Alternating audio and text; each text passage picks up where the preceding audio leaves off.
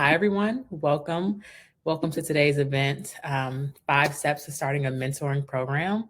You could have been anywhere in the world, but you chose to be with us for the next hour, and we are so very grateful. So let's hop over to the agenda. Okay. Before we kick things off, I wanted to, again, welcome everybody and let everybody know that today we'll be talking about the benefits of mentoring. And then also we'll talk about the 5 steps to starting a mentoring program, including some do's and don'ts. If you guys have any questions, please drop it in the chat. Other than that, we will have an audience Q&A at the end of today's session. So I'll introduce the speakers. I'll go first. So my name is Nailah Herbert, and I'm the content marketing manager here at Chronus. I've been at Chronus for about 6, almost 7 months now. And in short, I work to create storytelling around the topics and subjects that matter most to us. And of course, that is mentoring, ERGs, and the success of our customers and the participants. Next, I'll introduce our subject matter expert today, Jen Baines. Jen Baines is the Enterprise Customer Success Manager here at Chronus. Jen joined the customer success team back in 2022 and serves as a trusted advisor to companies eager to accelerate their employee learning, development, and engagement through mentorship. Jen brings over a decade of experience nurturing high-impact programs with a prior background in the education nonprofit sector at iMentor and Reading Partners in New York City. And in New York City. We are so happy to have Jen on today. But before we start, we would like to get a better sense of where you all are in your mentoring journey. So if you don't mind, we would love for you guys to answer a poll. It'll come on the screen in just a few seconds. I'll give everyone a few seconds to answer, and then we can keep going.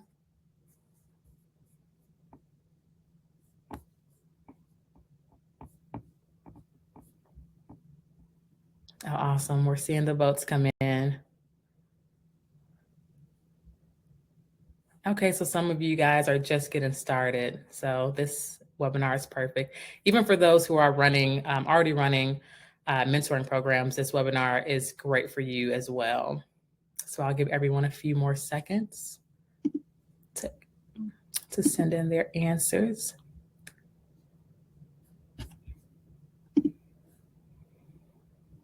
Oh, awesome. So a lot of you guys are just getting started. That's really good.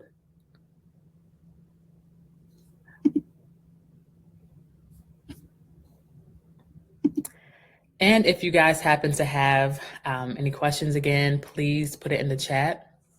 We'll be happy to answer it at the end for the audience Q&A. So we'll keep going, and I'll tell you guys a little bit about Chronus. So now that we know a little bit more about you, I like to share a little bit more about Chronus. So Chronus is an employee-driven development platform that offers mentoring and ERG management software to help enterprise organizations combat the disengagement and organizational connection crisis.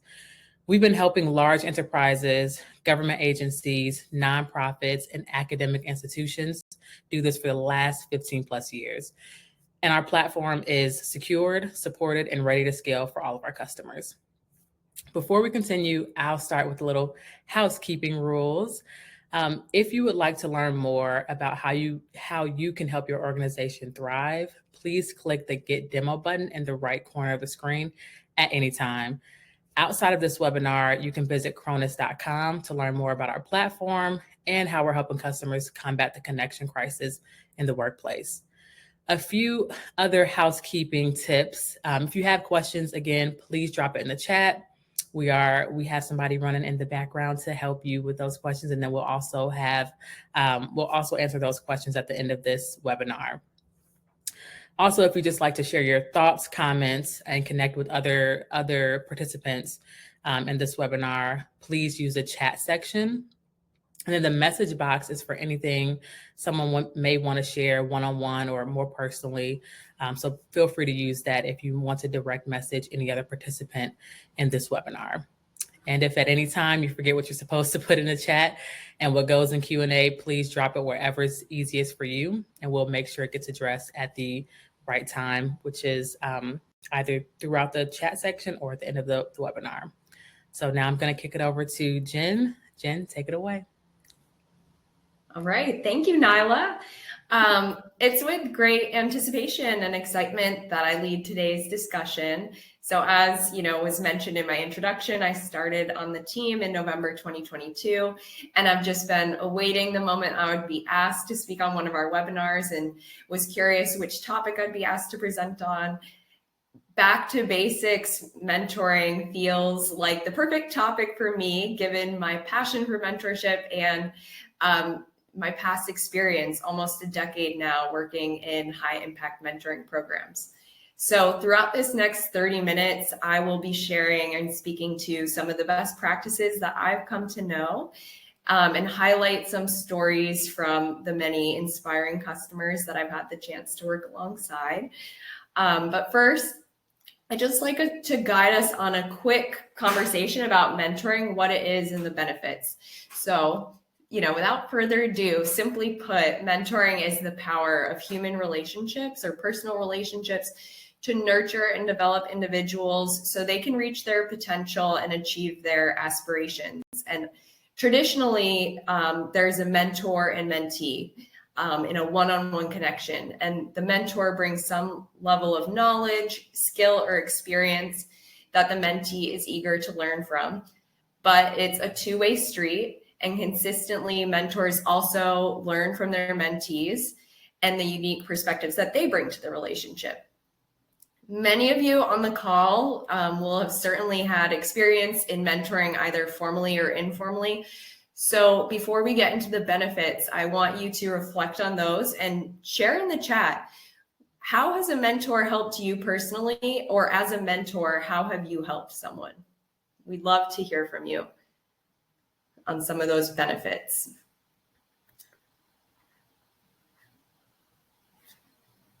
All right, and while you all are typing away, I will bring us to my next slide. Already seeing in the chat, building a network of support, expanding perspectives, defining goals, fantastic. So it's building a network, feeling greater connection to people, whether it's your colleagues, whether it's your community. That is one of the benefits of mentorship for individuals. So just going through some of the other benefits, like I said, feeling that greater sense of belonging through personal relationships, giving and receiving personalized support. Most of us got to where we are today, shaped by the influence of helping others. And becoming a mentor is therefore like a great way to either pay it forward or give back. Additionally, learning, right? Like upskilling, being a mentor can help with your leadership development skills, and mentees can gain access to the skills and knowledge of their mentor. Meeting new people and getting connected to those whose paths you may not have crossed otherwise if it were not for mentorship. Whether that is your mentoring partner directly or introductions that they make for you if they're opening doors to their network. And the last one here is advancing your career through that personal development experience and growth and the opening of doors that your mentor is doing. I guess the last one, sorry, I spoke too soon. The last one is also making a difference. Whether your program's goal is to break down organizational silos or build inclusion networks at your company to enhance the sense of community and belonging, participating in a mentoring program is a way to contribute to that big picture objective and be part of something beyond just the personal relationship. So thank you all for continuing to put things in the chat. I'll hop now over to the organizational benefits. So in addition to the personal value mentorship can bring, there's organizational value to offering a mentoring program. One of the most common challenges that we hear from companies we work with that they're looking to solve with mentoring right now is employee disengagement. And they find that offering a mentoring program helps engage employees by creating those learning and development opportunities that employees crave. And it can result in some amazing outcomes as through that, which I have here on the slide. But one more poll. We do want to hear from you all about what brings you to the webinar today, and what organizational objectives your company or institution is hoping to achieve through mentoring. So we'll get the poll launched here.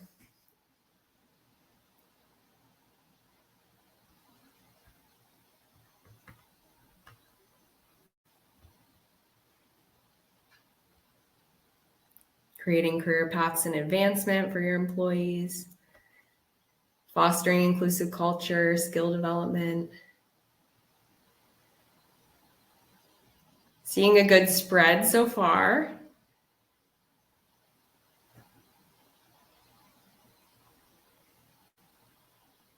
This is awesome. And we had a great webinar recently, our most recent one. I encourage you all to go back onto the website and find it, but it was about how mentoring can really help you achieve your organizational strategy, mentoring and ERGs. So definitely, if this is an area of interest for you, recommend going back and watching that one. It was great.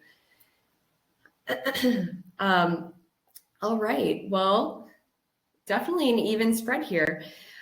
So now that we've talked about some of those benefits, let's go ahead and chat through the steps, right? How to start a mentorship program.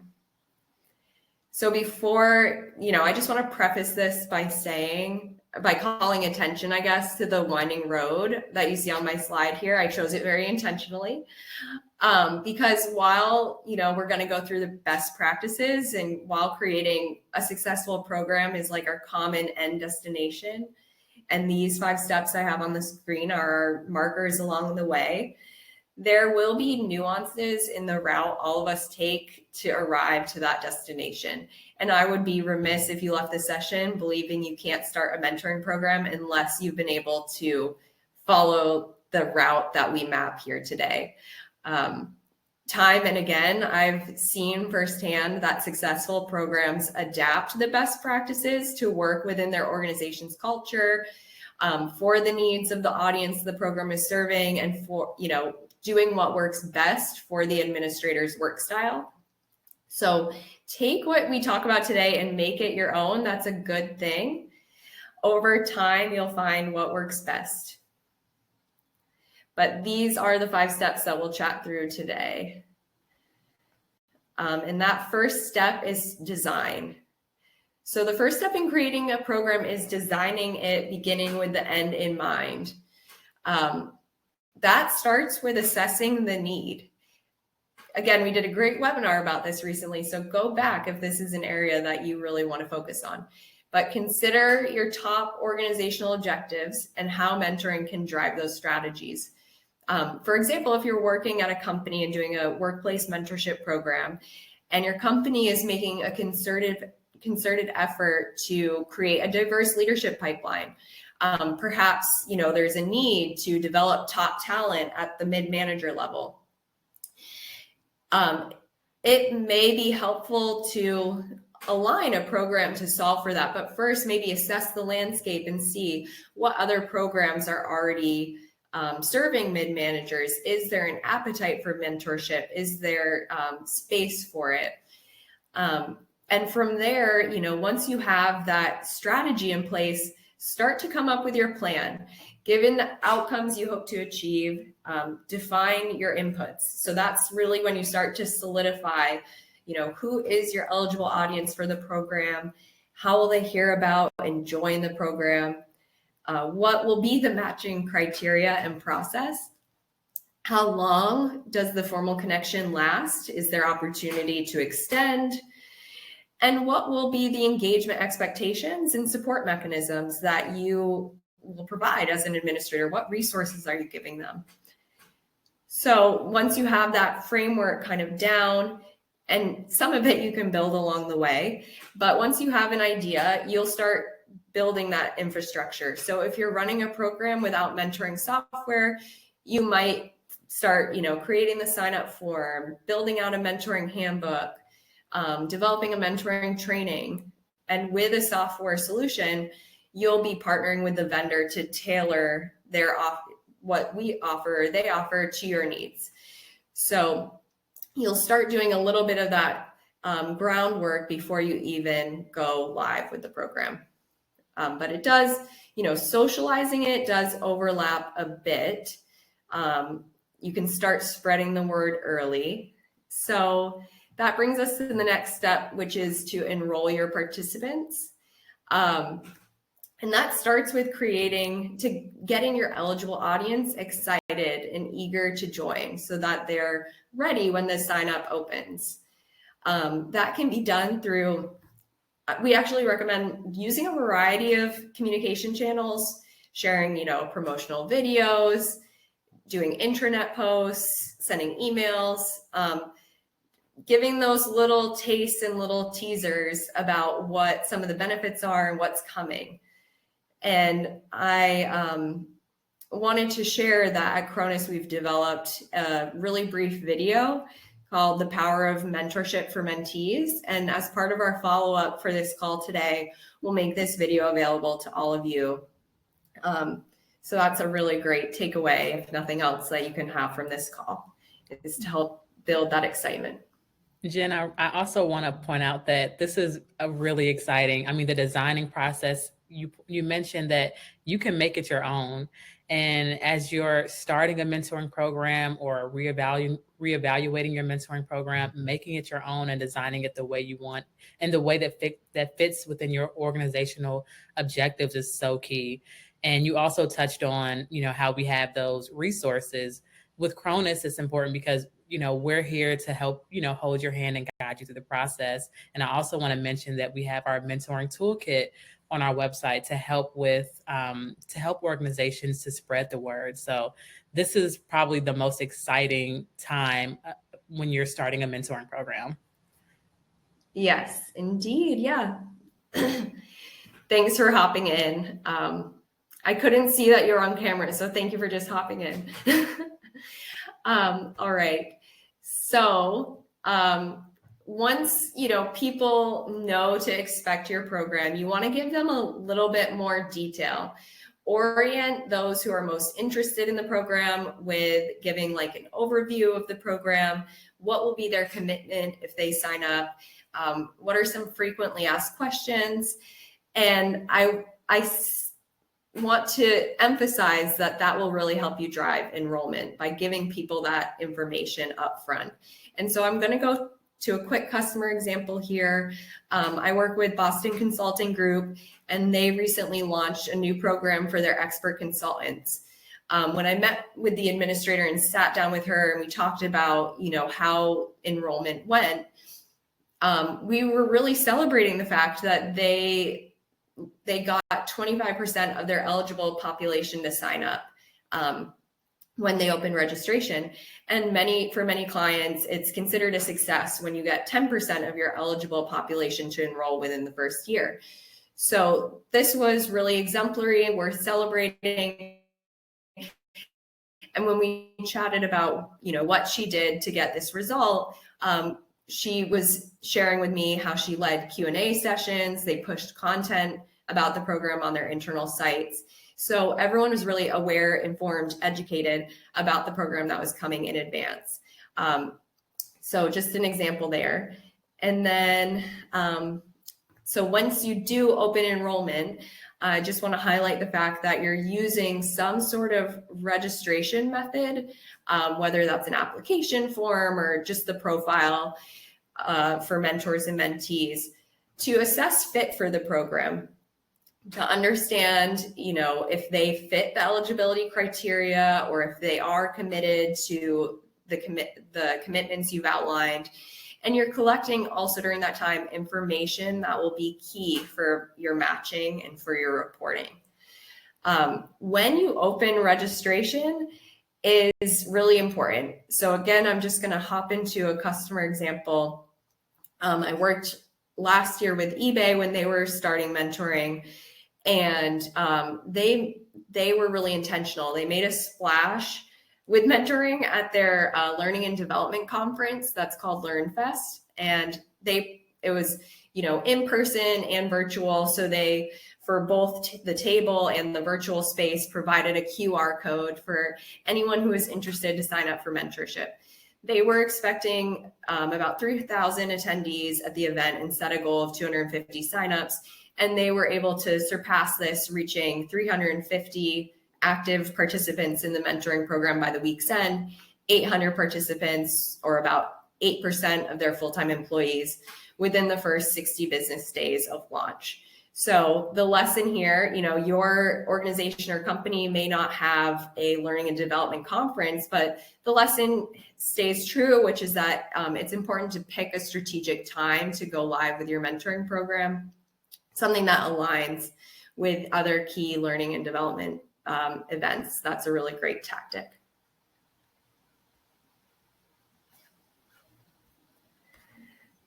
All right, so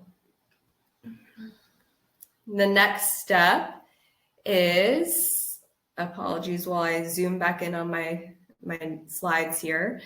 The next step, you've enrolled your participant, they've joined as either mentees or mentors or both. Maybe someone wants to be both roles. So then it's all about training, making sure people are ready to be effective in their roles. We're not all instructed in school on how to be a good mentor or mentee. So it's important to provide that guidance, because left to chance, some mentees and mentors will inevitably have a bad experience. And a bad experience can be worse than no experience in mentoring at all. It can really sour you on your organization or on your school. So having that training, whether it's a live session or self-guided study, is important to getting your participants ready to go. And then the last thing that I'll mention on the enrollment piece is monitoring signups. It is normal, it's no secret, and it's normal in mentoring that often there's more interest from mentees than available mentors. And if you have too many mentors, that's a good problem to have. But it's important to just keep watch on signups as they're happening, and just recruit more mentors as you need. But I wanted to let everyone know, if you haven't done this before, that is a normal challenge to have more mentees than mentors. All right, so let's now get into the next step. After you've enrolled your participants, the next step in your program is matching. And top line here is that there is no perfect match. So when making matches as an administrator, definitely leverage the profile information. I mentioned this before, but leverage the profile information that's come in from your mentees and mentors, and use that in terms of informing how you match with the selected matching criteria. Often, companies are looking at things like participant job levels, their geographic location, a mentee's desired areas of learning, and how that matches up with a mentor's areas of expertise. And I definitely recommend honoring participants' preferences here whenever you can. If you have a mentoring software, you may not have to make the matches for the mentees and mentors. It may also be possible to allow mentees to select preferred mentors before submitting a ranked choice list to the administrator, or allowing mentees to send their own connection requests directly to their desired mentor. So those are some options you can play around with. But you want to, for the most successful program, the most satisfying program for the participants, you want to in some way honor their preferences for who they get matched with. I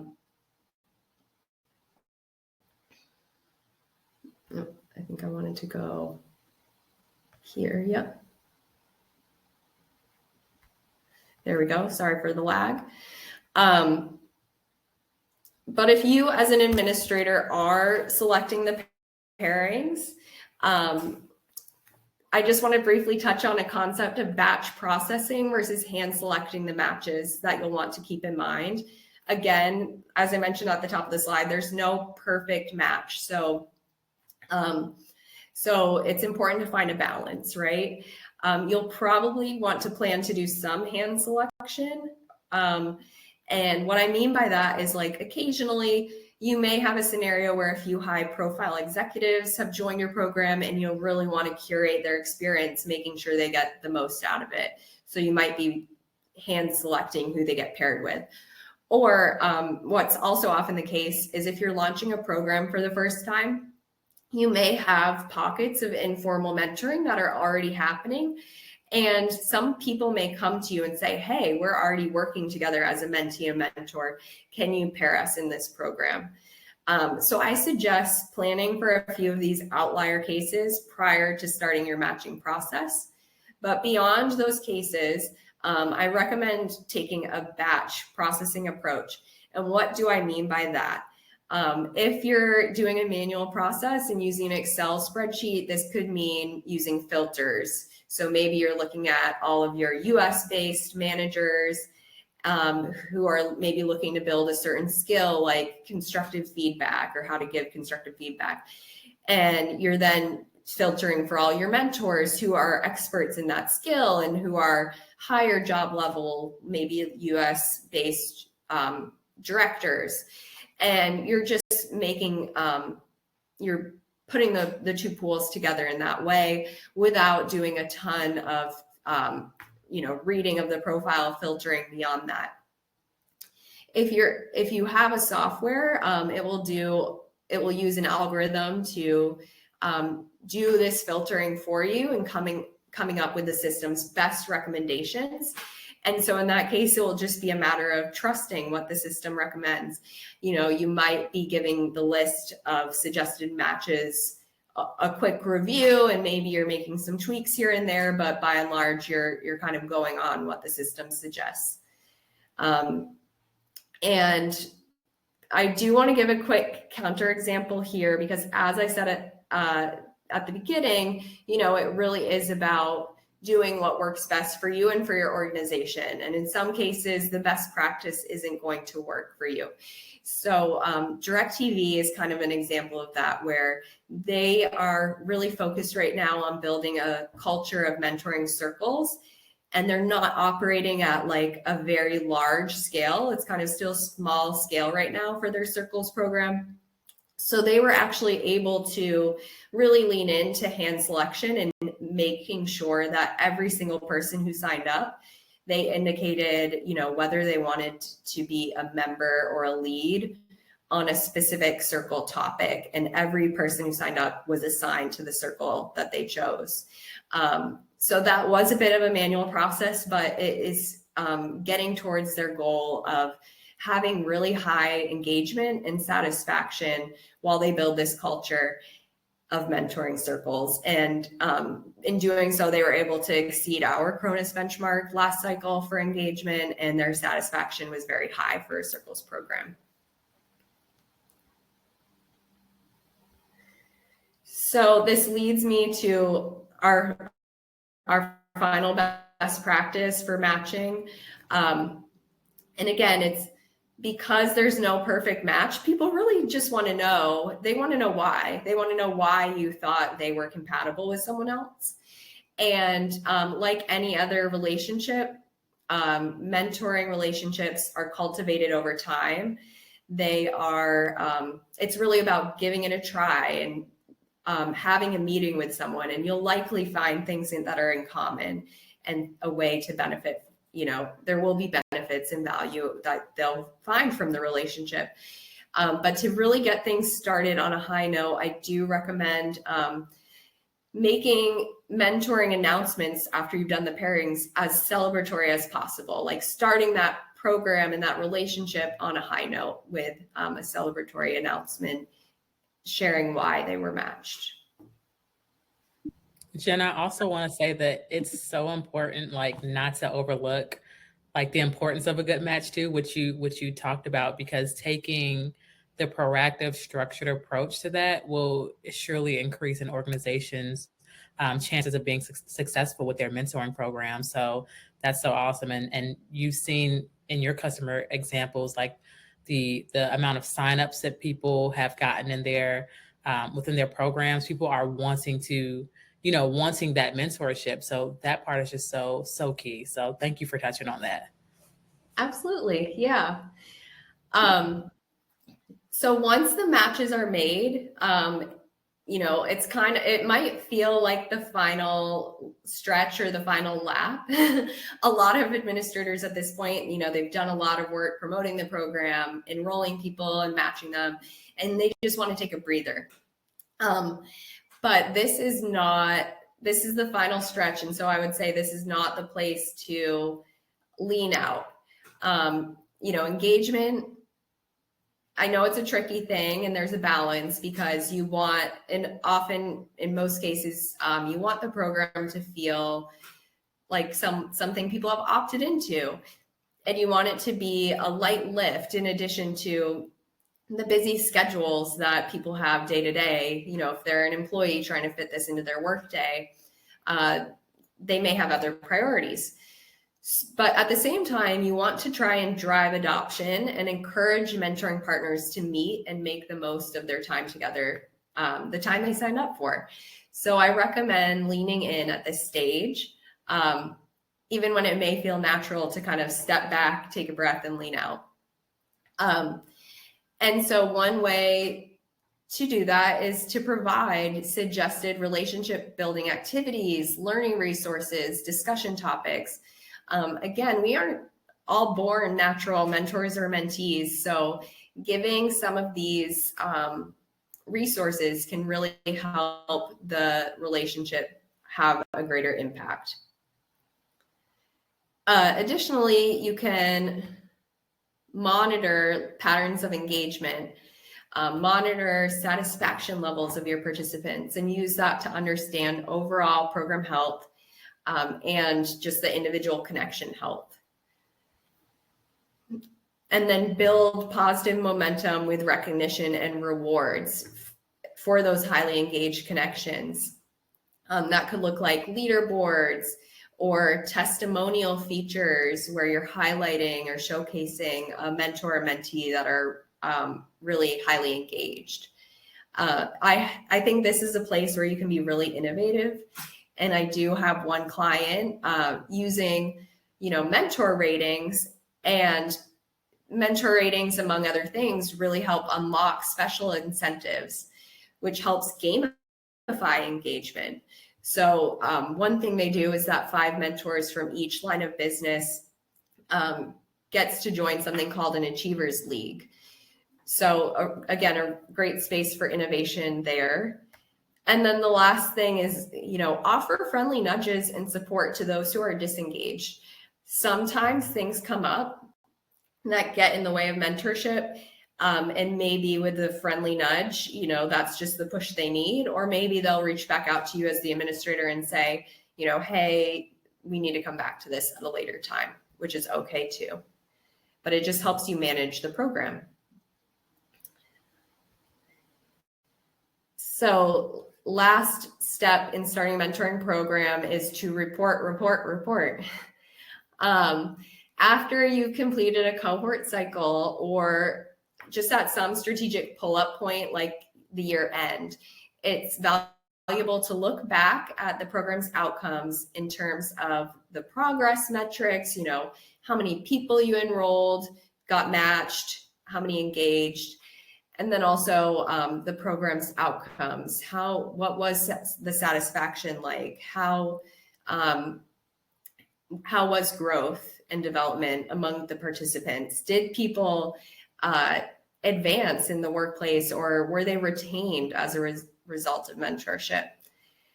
And then you can compare those outcomes to the goals you set at the beginning. And if you partner with the mentoring software, I encourage you as well to ask what the benchmarks are, what the standards are in the industry, and kind of compare yourself in that way too.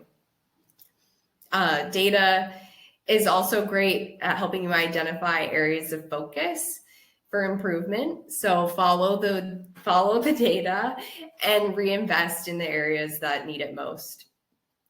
And then the last thing is just make sure to share your impact. Share it with your executive leaders, share it with participants to keep that positive momentum going. And when doing so, it's always nice, I think, to weave qualitative and quantitative data into the stories of impact that you're telling, just because it gets to the heart and the head. Everyone absorbs your stories differently, so that will make it really applicable to everyone in the audience. All right, so we'll start with a quick recap here with some do's and don'ts, and then I want to make sure there's plenty of time for Q&A. So let's discuss some do's and don'ts. Too often, those starting a mentoring program for the first time will shy away, in my experience, from setting measurable goals. They may say, we're looking at this as a pilot and a baseline year. We've never done this before. We don't know what to expect. My advice would be setting targets anyway. It can be based on industry standards or just like a vision of what you hope to achieve. But doing it is valuable because without an end destination in mind, it can be really easy, especially if this isn't your only job. It can be really easy to fall into a pattern of reactive versus proactive program management. The next one I have here is to break it down into small steps and don't let perfection get in the way. A mentoring program can always be iterated upon. You don't have to get it right from the start. And if you find yourself in a state of analysis paralysis that prevents you from launching your program, it can leave an unmet development gap for your people. Again, people are really craving these opportunities to connect, to learn, to develop. So, just getting started, even if it's not perfect, can really help address that need.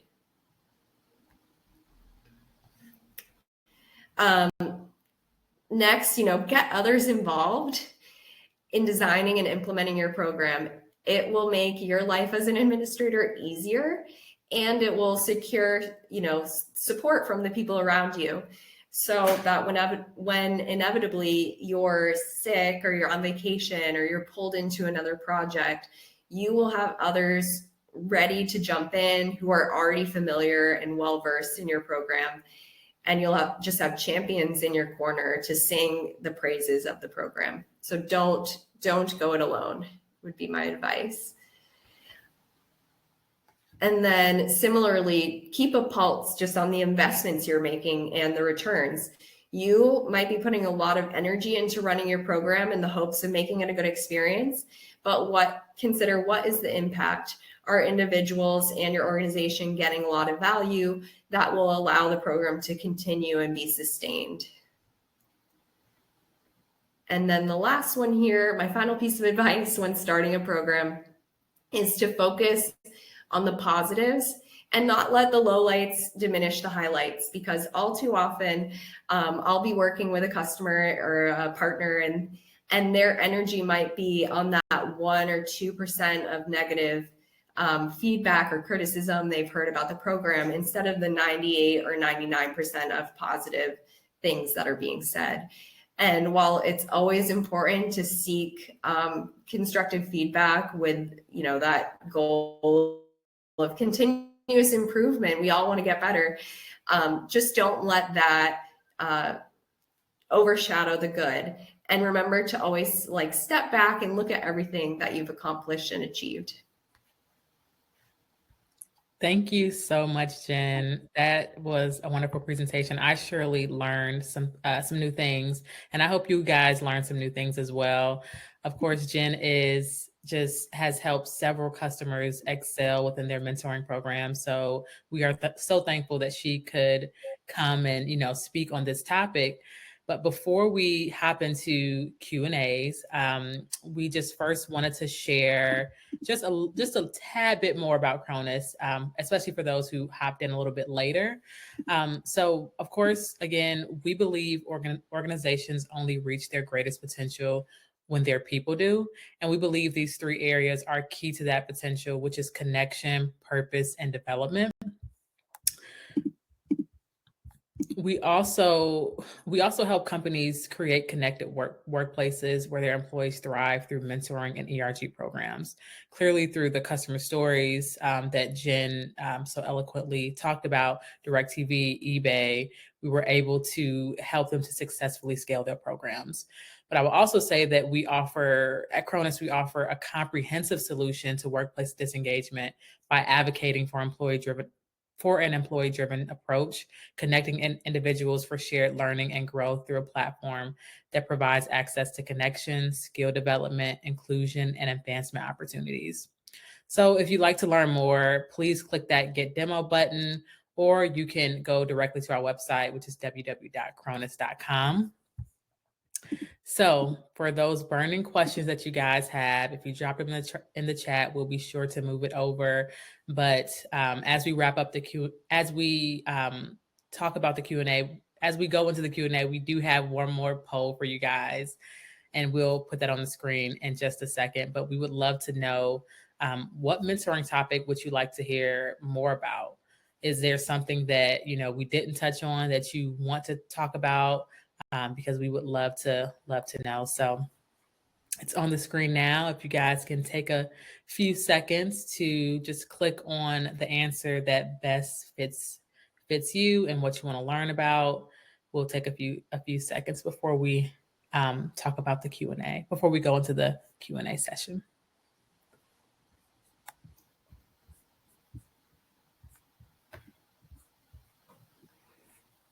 Oh, awesome. Okay. Participant engagement, mentorship training is two of the biggest ones that you guys want to know more about. We'll give you guys a few more seconds.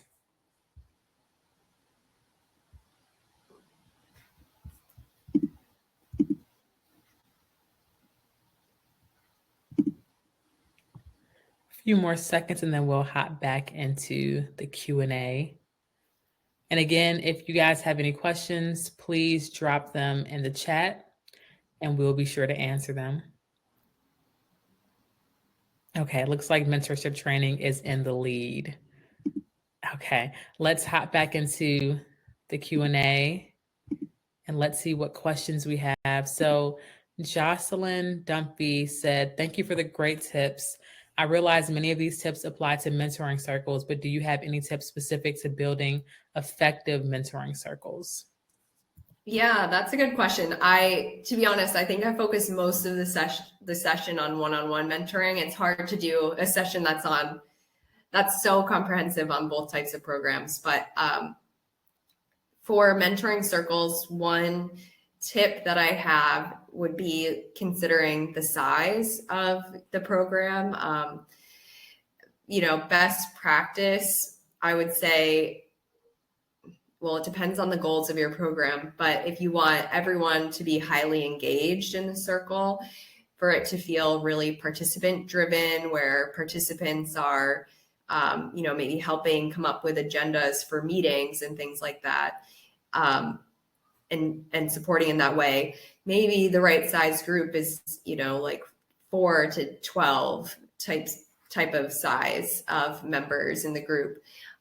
Whereas if you're doing a mentoring circles program where you're bringing in a subject matter expert to teach a lot of people around a particular topic, certainly the groups can get much bigger when it depends less on each member participating. So that's one piece of advice that I have, is thinking about the size. And another big one for mentoring circles is time zones can be really hard.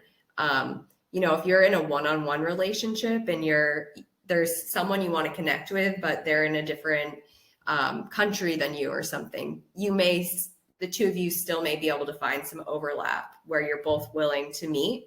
But in a mentoring circles program, I think I've found with some of my customers that if you have people joining from around the world, it can be really challenging to get the type of participation you want. And so time zones, making connections based on geolocation or time zone, can be really valuable. Thank you so much for sharing that, Jen. We have a few more questions in the chat. Monique Rodriguez asks and said, I have initiated a mentorship program at the college where I work. I was asked to complete a 6-month trial and I have been given the green light to move forward. What should I do to generate excitement for recognition, sorry, reconnection and get the ball You rolling? got it. So a little tongue twister there, but that's a great question, Monique. Kick it off to Jen. Yeah. That's so exciting that you have the green light to move forward. I love, college mentorship programs. My background prior to coming to Chronus, I was in the nonprofit space and working at a mentoring organization that matched high school students with professional mentors in order to help them navigate the college application and enrollment process and really succeed when they got there. So there's a special place in my heart for those programs. But I think that generating excitement and reconnection, again, timing is key at the college level too, right? Like if you're trying to launch your program in the fall, can you have, a table, for instance, at like a weekend of, I forget what it's called, like the clubs or fairs festival or something like that, of like, hey, here are the available programs that we're offering to students. Sending an email over the summer months, it can be a communication method, but it might not, it's, maybe less likely to get clicked by the students at that time. So think about how and when you're promoting the program, but also re-engage and nurture the people who already participated. There's no better mentor than someone who's already had experience mentoring, and maybe they've learned something in that first relationship that they can bring to the second. So just recognize the people who brought something the first round in the pilot and see if they're willing to do it again. Thank you for sharing that, Jen. So we do have time for a few more questions. Judy asks, training is key. What training topics drive successful mentoring experience? Ooh, this is a good one. And I think here, it sounds like we might need another session in the future that's just focused on training. But I think the mentoring training is a good time to express and reiterate what mentoring is and what mentoring isn't. For workplace mentoring programs, I hear a lot that people want to clarify, like, hey, just because you're in mentoring, that doesn't, and it's a benefit is career advancement, that doesn't mean it's a guarantee. They might want to outline that in training. So what mentoring is, what mentoring isn't, what role does the mentor play, what role does the mentee play, what are some of the key skills that are important in the mentoring relationship. Things like active listening or asking open-ended questions. Those can all be good topics for training. Empathy and emotional intelligence can be great topics for a mentoring training. Thank you for sharing that answer. So there is 2 more questions. Judy also asks, why is batch mentoring the preferred method? Yeah. Part of this, it really does depend on like the scale of your program. If you're just starting out and it's a small program, certainly you can hand select everyone. But I like to bring it up because as your program gains momentum, as you're able to bring mentorship to more and more people, hand selecting mentors can be really time consuming. I was just talking to a client earlier this morning, actually, and she's in her 6th year of running a mentoring program and has just reached over 500 participants. And but matching and the role that she's played in matching over the years has gotten more and more time consuming and onerous with that bigger population. And so she was sharing that she, was headed out to a winery, and was she going to bring her laptop with her to do matching on the way? And I've heard that from customers in the past, that they were at like a wedding weekend and spent 6 hours matching. So it's really for you as an administrator to just alleviate some of that burden. Again, relationships, there's no perfect match. People will you'll do your best with the algorithm. You'll make tweaks based on feedback, but especially as you scale, it becomes important to kind of do some of that like batch processing. Yeah, thank you so much for sharing that, Jen. And that sounds just crazy to spend that much time on matching. But the last question that we have is from Riley Anderson, and she asks, "Who in the organization typically serves as the administrator? How many administrators do you recommend?" That's a good question. So it really depends. I know that's not a great answer, but it depends on the size of your program and the goals of your program. So if it's a career development program, often I would say we're working with people in like the learning and development space. If it's a program that is focused on enhancing sense of community and belonging or building those inclusion networks, it might be an ERG lead who's also just running a mentorship program for their ERG participants. So it does depend. But yes, I would say in terms of the number, think about, you may be a primary administrator, or maybe you have like one person who's also really trained to help as your number two or as your backup. But unless you start to get to be a really big program, you might not need, 5-10 administrators. It's something that can probably be doable by just a few people. That makes sense. Well, that was our last question. Thank you so much, everyone who attended today's webinar, and thank you, Jen, for sharing your knowledge. So just a few things that I'd like to touch on with just next steps. So again, if you want to learn more about Chronus and our mentoring software, click the demo button, get demo button in the right corner. You will see it at the top. And then also you can check out our next Back to Basics webinar, How to Start an ERG, being hosted on June 25th by Lisa Lloyd and Amanda Schneiders. Also, you can connect with Jen on LinkedIn. If you have additional questions, please feel free to reach out, and she'd be happy to connect with you guys. So again, thank you all for spending your time with us today. We will be in touch within the next 48 hours with the recording of the event. And if you have any other questions or concerns, just please reach out to us at our email address is moreinfo@chronus.com. Again, it's moreinfo@chronus.com. Thank you all. Have a wonderful day.